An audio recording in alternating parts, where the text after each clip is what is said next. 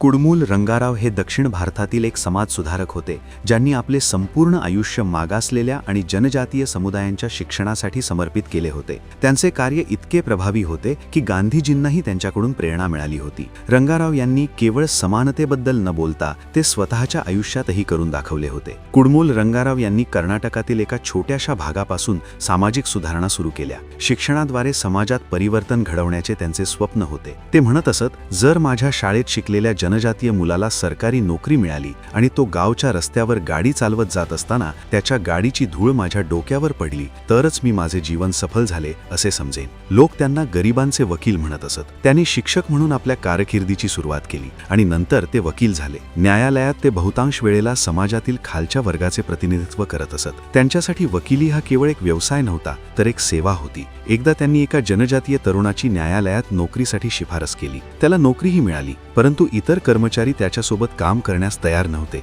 याबाबत एका इंग्रजी न्यायाधीशाने टिप्पणी करत म्हटले होते की फक्त एका व्यक्तीला नोकरी देऊन समाज बदलणार नाही, तर संपूर्ण समाज शिक्षित झाला पाहिजे. हेच वाक्य पुढे जाऊन रंगाराव यांच्या जीवनाचे ध्येय बनले. 1897 मध्ये त्यांनी कुडमूलमध्ये डिप्रेस्ड क्लासेस मिशनची स्थापना केली. या मोहिमेअंतर्गत त्यांनी वंचित मुलांसाठी पंचम स्कूल नावाने शाळा उघडल्या. त्यांनी दक्षिण कन्नड प्रदेशात अशा एकूण 20 शाळा स्थापन केल्या.